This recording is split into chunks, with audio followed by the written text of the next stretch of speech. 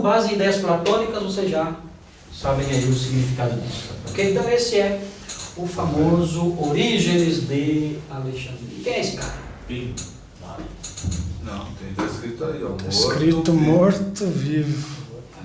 Aqui é a mensagem oculta. Tem que descobrir a mensagem. Fechar os olhos. Pastor vai ensinar a gente a conhecer as mensagens subliminares da Bíblia. Pode vir lá, ó. Mas essa aqui foi uma foto que você veio, eu achei interessante, eu acho que pode ilustrar um pouquinho, né, a ideia da alegorese. Né? Você tem um desenho, né, mas isso por trás tem ali uma mensagem ali oculta, tem que ter olhos treinados para você chegar. Vocês estão vendo o morto-vivo aqui. Essa aqui ficou famosa, né? Quando eu coloquei aqui já não era conhecido, mas agora é bem conhecido, é o morto-vivo. Agora está morto mesmo, não está mais vivo. Está desatualizado, eu tenho que ficar só daqui para Ok, é interessante, voltando um pouquinho aqui, deixa eu só tecer algumas informações, algumas observações sobre esse método, para que nós não criemos na nossa mente noções que sejam extremamente severas. Nós não podemos julgar esses intérpretes com a severidade como se eles fossem os bandidos no filme da história da igreja. Os ladrões, os bandidos, os homens maus, né? Que geraram um sistema que desembocou no catolicismo medieval cheio de desmandos, cheio de absurdos. Esses homens, eles eram fruto da sua cultura. E nós somos frutos da nossa também. Nós também temos nossos erros hermenêuticos. Nós também, as gerações futuras vão dizer, nossa, que absurdo, isso é tudo maluco, né? Nós também temos as nossas atrocidades, que talvez as gerações futuras olhem e digam, olha, aqui eles falharam nesse aspecto, né? E não foi correto isso nessa geração de intérpretes. Mas nós não podemos olhar para eles como se fossem, eu fiz isso durante algum tempo, como se fossem os bandidos, os ignorantes, absurdos, gente, Inimigos de Deus. Inimigos de Deus, gente de pouca inteligência. Estava no mundo das ideias. Né? Então, notem, esses homens, eles realmente amavam a Deus. Eles amavam profundamente a Deus. Eles queriam realmente contribuir com a edificação do povo de Deus de um modo especial. Então, o maior exemplo disso que eu encontro na história da interpretação bíblica é a história de Ambrósio de Milão. Ambrósio de Milão foi um alegorista de carteirinha. Ele foi o papa do alegorismo. Ninguém era tão bom em alegoria como ele. O cara mergulhava lá na criatividade dele até o fundo e tentando trazer lá as pérolas que ele encontrava lá nesses seus mergulhos. E esse cara, ele nessas viagens, né, que ele fazia, ele realmente se preocupava em manter a vida dele uma vida extremamente de comunhão com Deus, de busca do Senhor, porque ele dizia o seguinte, olha, o homem, para descobrir essas verdades ocultas, o homem, para descobrir esse sentido espiritual que o Espírito Santo conferiu ao texto, esse homem não é qualquer um. Não é qualquer pessoa. Esse homem tem que estar em plena sintonia com Deus. Uma vida de comunhão, de integridade, de busca do Senhor, extremamente intensa, densa, contínua. Então, Ambrósio de Milão, ele entrava no escritório dele e ele começava a ler o texto bíblico, e ele entrava num plano de reflexão e de estudo que ninguém tinha coragem, muitas vezes, de interromper. Ele deixava o escritório dele aberto, ele não trabalhava com o escritório fechado. Deixava o escritório dele aberto, a porta aberta, que você podia entrar a hora que você quisesse. Não tinha hora marcada, nada disso. A hora que você quisesse entrar e falar com Ambrósio de Milão, você entrava e falava com ele, estava lá disponível para as suas ovelhas, era um pastor realmente pronto a atender quem chegasse e batesse na sua porta. As pessoas entravam no escritório dele enquanto ele estava estudando E elas sentavam, ficavam olhando para ele, e elas não tinham coragem de interrompê-lo. E alguns ficavam sentados só olhando para ele, admirados com o envolvimento, a totalidade do seu corpo, da sua mente, mergulhados ali no texto, estudando e procurando encontrar esse significado mais profundo, que só era possível ser encontrado pelo homem que buscava Deus de todo o coração. E ele fazia isso. Então muitas pessoas não tinham coragem de interrompê-lo, ficavam paradas olhando e imaginando em que profundidade ele está.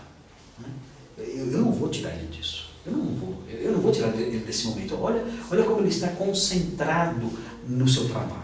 Eu não tenho coragem de interrompê-lo para falar sobre minhas trivialidades. Então, o que eu quero dizer com isso é que Deus, Ele usa às vezes os nossos erros.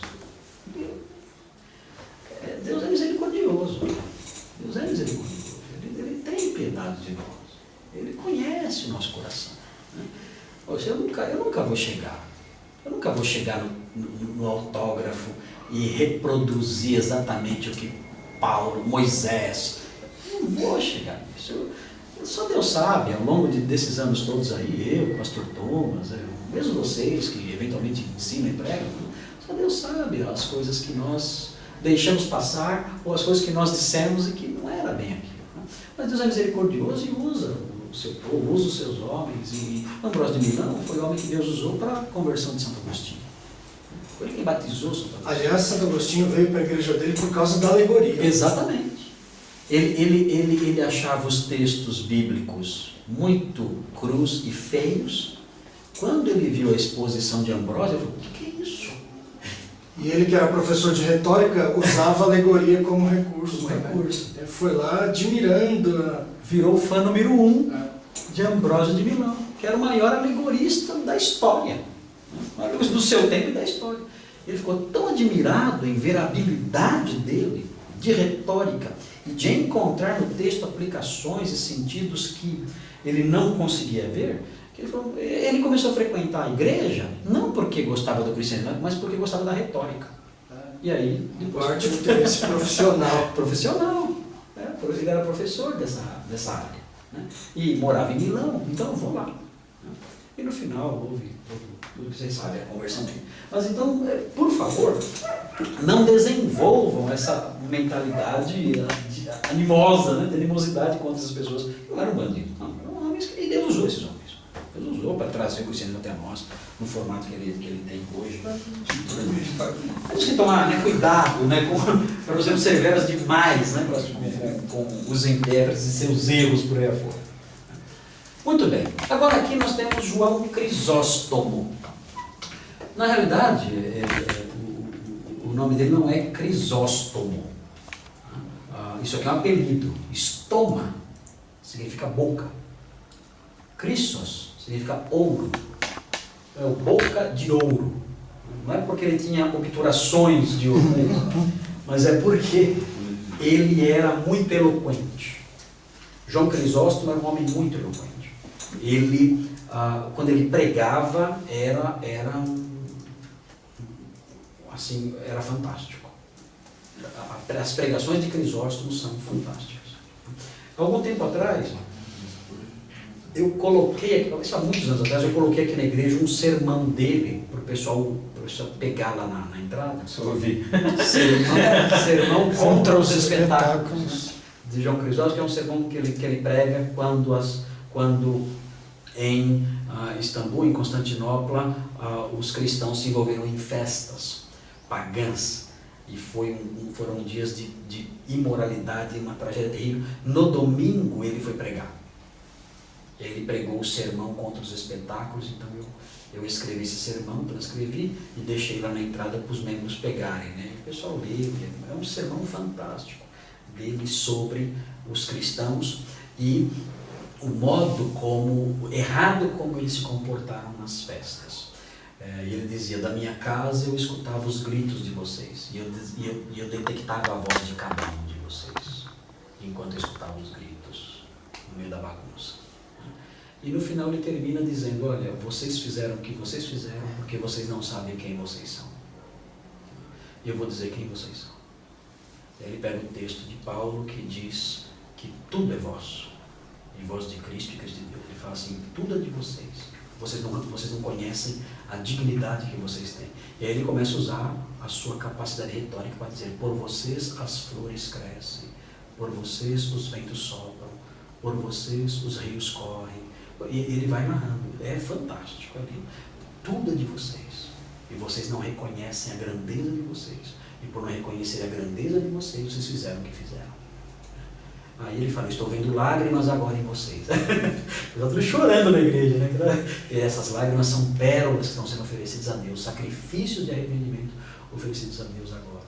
Então é uma coisa linda demais.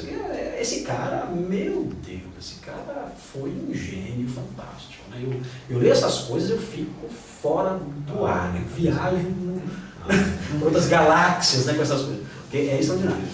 E evidentemente, claro, ele é um pregador bíblico muito firme. A imperatriz, ele começou a denunciar os desmandos da corte. Ele ia domingo na igreja, na catedral, pregava para o povo e denunciava os absurdos que a corte da imperatriz realizava. E a imperatriz também. As imoralidades. E a imperatriz lá, sentada, é um bando de safado, canalha. Imperatriz lá. Pô, peraí, né? Aí o que ela fez? Ela pegou presentes e deu para ele, tentando falar para ele, né? Pô, de maneira. Ele agradeceu, pegou os presentes, aceitou e no domingo, lenha de novo. Falou sobre corrupção, tentar comprar ele. Mas o bicho era terrível, é claro, ele foi exilado, né? Foi exilado e morreu no exílio. Crisóstomo morreu no exílio. Era uma figura assim mesmo. Ele era alegórico? Não, aqui é outra escola, a escola de Antioquia. Note bem, todo todo literal, ele sempre vai, sempre não, mas eventualmente ele vai usar alegoria. Isso ninguém está vacinado contra a alegoria. Mas o que predominava nele era a análise histórica literal da passagem, por causa de uma tradição que existia em Antioquia. Teófilo de Antioquia, no século II, ele iniciou uma tradição de análise histórica do cristianismo. Ele produziu uma história da redenção, Teófilo de Antioquia, no século II. Então isso talvez tenha criado uma tradição voltada para a historicidade, a importância da história no cristianismo. E é claro, isso vai refletir na hermenêutica. A história é um instrumento vital para o método histórico gramatical. Mas isso foi o João Crisóstomo. Nós temos aqui expoentes Teodoro de Mopsuestia e João Crisóstomo. Este Teodoro de Mopsuestia, ele é um teólogo que, se não me falha a memória, eu não tenho certeza absoluta agora disso, mas se não me falha a memória, ele se envolveu numa controvérsia ligada ao iconoclasmo, a questão das imagens na igreja. E as suas concepções acerca de imagens passavam por uma hermenêutica que levava em conta o sentido literal e o sentido histórico das passagens. E João Crisóstomo, que é esse que é o personagem central aí, o pregador de Constantinopla. E aqui, na inspiração... lembrar, apesar de ser de Constantinopla, ele era de Antioquia. Ele foi pego em Antioquia e levado para lá. E havia, claro que havia uma rixa entre as duas escolas, por questões cristológicas. Mas isso é uma outra matéria, que é a história do pensamento cristão. A história de Antioquia, a escola de Antioquia e a escola de Alexandria, elas produziram teólogos que tendiam em certas direções. Por exemplo, os alunos, os mestres de Antioquia, eles procuravam frisar mais a humanidade de Jesus. enquanto os mestres de Alexandria tentavam frisar mais a divindade de Jesus. Então isso fez com que surgissem alguns conflitos teológicos no campo da cristologia, o que gerou, esses conflitos geraram os concílios ecumênicos da Igreja Antiga, tentando buscar o equilíbrio entre a humanidade e a divindade de Jesus. Okay? Que não agradou todo mundo, cada um queria puxar para um lado.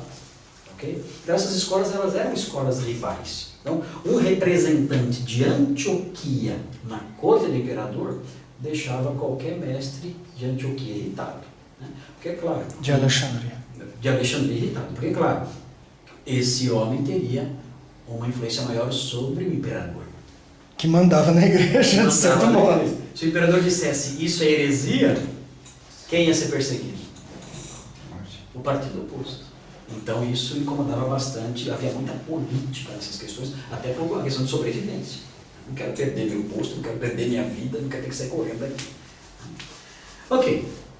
Na inspiração, os autores bíblicos escreveram apenas com as suas consciências, logo o sentido literal que tinha primazia. O alegórico era secundário, naquele uso alegórico, ele faz uso disso, mas o que tem primazia é o sentido literal. Então você tem aí essas duas escolas. A gente, claro, a gente gosta mais dessa aqui. Né? Uma coisa que é muito importante, numa matéria assim, pelo menos para mim é importante, as mensagens de feedback. Então, vocês fiquem à vontade para falarem, pastor, olha, eu acho que nós precisamos ouvir algo sobre esse assunto. Ou, pastor, eu acho que esse ponto aqui precisa ser mais reforçado. Então, pastor, esse ponto aqui acho que não precisa reforçar mais tanto, já reforçou muito. Enfim, eu conto com isso porque a resposta de vocês me ajuda bastante naquilo que eu estou transmitindo. Então, fiquem muito à vontade para isso, para dizer, pastor, assim, é bom realçar isso aqui. Isso aqui está passando muito batido, precisa realçar mais isso aqui. Tá? Ou o contrário, pastor, isso aqui já bateu muito, acho que pode realçar outras coisas, entendeu? Ou então, ideias, enfim, mas eu conto com isso, tá? Não é para ficar, não vou falar, pastor, já estou criticando. Eu entendo perfeitamente esse retorno e quero que exista para que o nosso curso seja o mais relevante possível para vocês, ok? Vocês são um pessoal que, se tem um pessoal que eu quero que aprenda, são vocês. Eu tenho interesse pessoal na formação de vocês. Eles são da minha igreja. É diferente de aluno que eu nem sei de onde vem. Vocês são daqui. Então, nossa, prioridade número um na formação de vocês. Bom, rapidinho.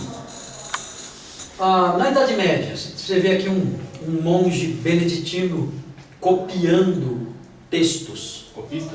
É um copista. Note que ele fica perto da janela porque não tinha luz elétrica. Então ele tinha que trabalhar só enquanto tivesse dia, porque de noite era difícil. Não tinha óculos, nada, então ele tinha que trabalhar nas suas escrivaninhas aí. Desse jeito que vocês estão vendo aí. Um trabalho árduo, demorado. Mas note, os dois métodos eram usados, mas predominava o alegórico. Okay? A igreja vê no método alegórico uma liberdade maior. Ele é atraente.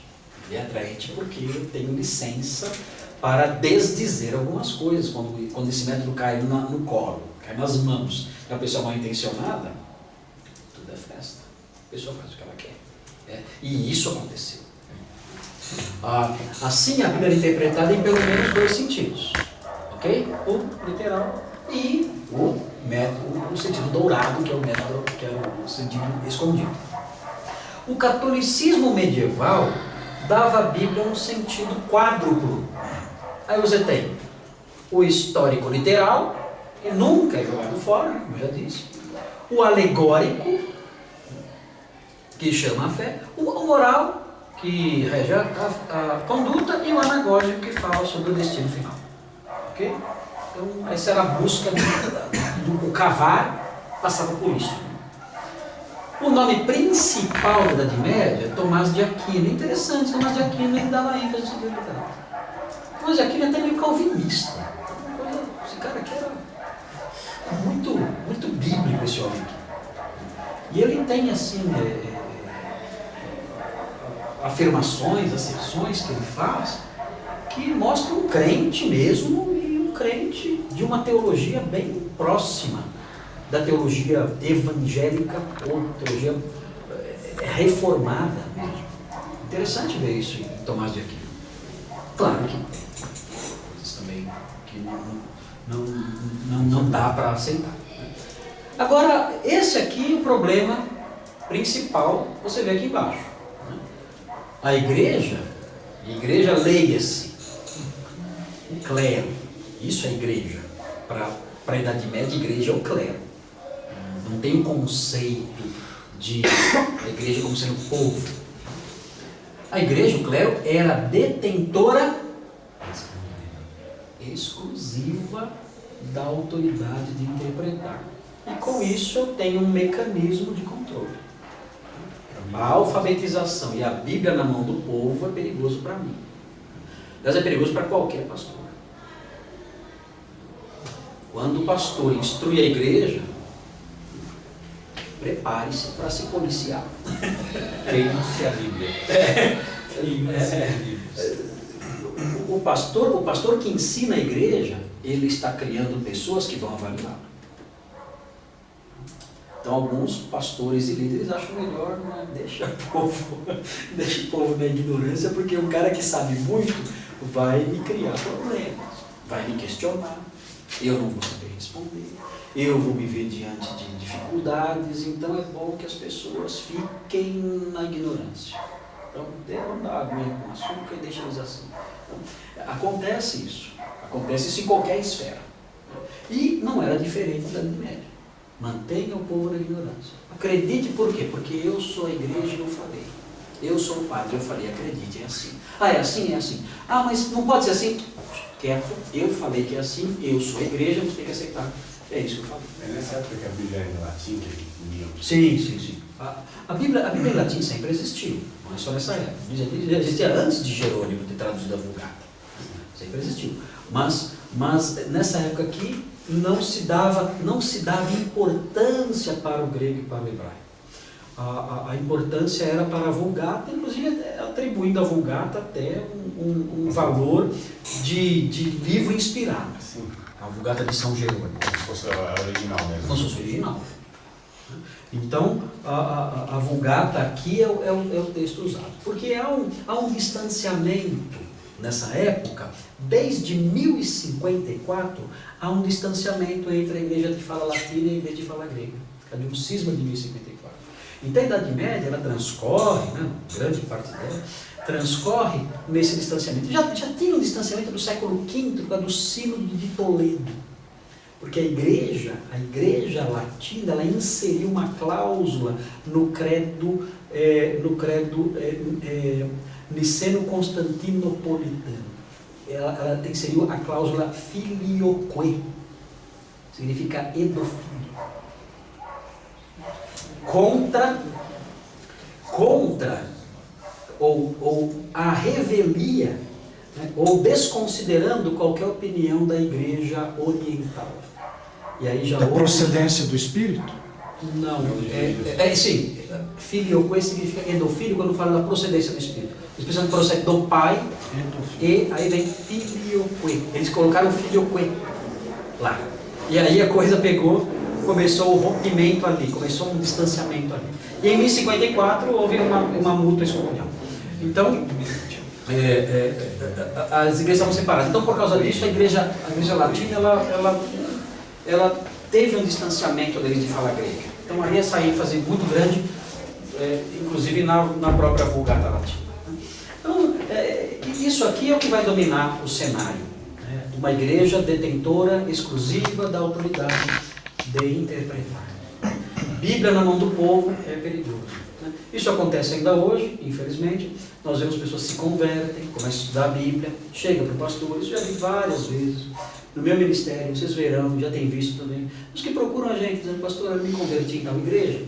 Eu comecei a ler a Bíblia e eu fui lá e perguntei para o pastor, por que a gente fazia assim se a Bíblia diz assim? Pastor, começou meu inferno ali. Porque o pastor começou a me atacar, começou a perseguir, começou a pregar contra mim, começou a subir no púlpito e me atacar, e eu não entendia nada, eu estava perguntando, que eu não sabia. eu descobri na Bíblia que comecei a questionar, não questionar, mas querer saber realmente, com sinceridade. E o pastor começou a perseguir. Esse quadro que eu vi uma vez um casal me procurou, dizendo, olha, eu li a Bíblia e vi o povo procurando Jesus censurando, vocês me procuraram por causa do pão que eu multipliquei. E eu vi que na minha igreja o culto de prosperidade enchia de gente, o culto de oração não ia ninguém. Aí eu fui falar com o pastor. Pastor, olha, será que não estamos errando igual esse povo que só procura Deus por causa do pão? Nossa. Lá de Bragança, viu, seu Nilson? Lá de Bragança. Lá de Bragança.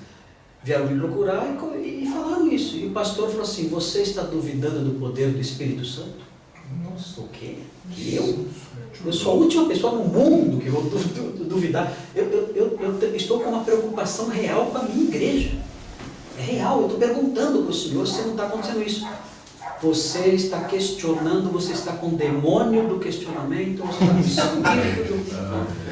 E subiu e começou a atacar, e começou, enfim.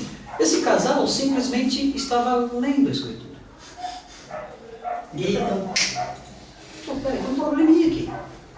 E tiveram que sair, não sei para que, isso faz muitos anos, não sei se foram para a igreja do pastor Gessel, se foram para alguma outra lá, mas eu nunca mais ouvi, também faz muito tempo isso aí. Eles disseram, pastor, nós viramos os bandidos da igreja. Por quê? Queríamos saber. Então, esse problema antigo, né? Olha, não leia a Bíblia para não me criar problemas. Né? Isso aqui é velho. E acontecia na igreja medieval. Pastor Marcos, uma coisinha. A universalização do latim foi depois da Vulgata? Ou já antes da Vulgata o latim já era difundido? Por exemplo, a igreja grega ortodoxa. Assim, a formalização do texto como algo que é suficiente, é sagrado e tudo mais, isso vem no Concílio de Trento, que é bem posterior. Mas a aceitação da Vulgata como um livro de autoridade, isso já vinha na prática desde a época de Santo Agostinho. Daí a Vulgata nasceu, não na época de Santo Agostinho, mas o texto latim já era aceito como um texto de autoridade na época de Santo Agostinho, já antes da própria Vulgata nascer, que existiam textos latinos já antes da Vulgata existir. Então já eram tidos como textos sagrados, textos que mereciam respeito. Agostinho nunca nem se preocupou. Agostinho não tinha Vulgata, ele é contemporâneo de Jerônimo. Agostinho não se preocupou em aprender hebraico e grego. Não se preocupou. Para ele o texto latino era já bastava. E tinha vários manuscritos, então ele usava o que ele tinha de latim. Jerônimo depois deu essa forma mais bem trabalhada e construiu um texto latino bem melhor elaborado, que ele era um erudito. Mas a oficialização desse texto como sendo um texto válido, sagrado, né, isso acontece no Concílio de Trento. Já é em 1547, um concílio grande que acabou em 1563, é longo concílio. Então existe aí a aceitação disso. Pastor, pode ir, Fernando. Recentemente eu vi uma entrevista daquele de frente com o Gabi, e foi um rapaz, um senhor, já, e ele é historiador, cientista político. Exatamente. E ele falou do impacto do cristianismo, da reforma nos países que foram alcançados por ela, e o impacto daqueles que foram alcançados pelo catolicismo nesse modelo de clero, pobreza, miséria. Você pega o Brasil, pega os países que foram alcançados e os que foram alcançados pela reforma protestante são países que hoje têm excelentes índices de alfabetização. Então, quer dizer, também, como o senhor tem falado na aula, o impacto que faz uma interpretação. Sim, muda totalmente. Por exemplo, havia na Inglaterra, no século 17, 18, havia um profundo desprezo pelas pessoas, né, pela Revolução Industrial, século XIX, um profundo desprezo pelas pessoas que trabalhavam nas cidades, nas minas, que houve aquela migração do campo para a cidade, da Revolução Industrial e tudo mais. As pessoas viviam em condições subhumanas. Quando a palavra de Deus começou a ser pregada por homens que iam até lá e pregavam essas pessoas e tudo mais, descobriram à luz da Bíblia o valor que Deus atribui às pessoas, ao ser humano. Essas pessoas então falaram, não, peraí, nós temos que ser tratados com maior dignidade. E começaram a reivindicar direitos trabalhistas. Então o direito do trabalho deve muito ao cristianismo. Muito ao cristianismo. Porque esses homens disseram, não, a questão de sermos tratados como gente, não como animais, é uma questão teológica, nós fazemos questão que isso seja respeitado. Somos animais semelhantes a Deus. Não somos animais. Não somos cavalos puxando carroça. Então, o direito trabalhista, todo o dinheiro que você, Valdir, você ganha com o direito trabalhista, que eu já ganhei, não foi muito, foi bem pouquinho, né? Mas a gente deve a teologia, a antropologia bíblica anunciar. Assim como os médicos, né? Hospitais. Hospitais, sim, claro. Enfermeiros. É que essa entrevista que o Fernando mencionou ela é muito importante porque o senhor mesmo está falando o que a reforma fez. Vem o que o catolicismo fazia. Só a igreja estudava. Só a igreja tinha acesso. Então, os países de colonização católica, a educação nesses países é horrível. Assim, nós vemos pelo Brasil.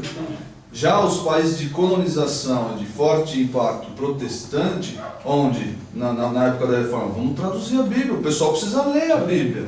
As pessoas precisam ler e entender, e o Espírito vai iluminá-los para entender. A educação é outro nível. E o analfabetismo é o paraíso, né? E a alfabetização muito se dava em cima da Bíblia.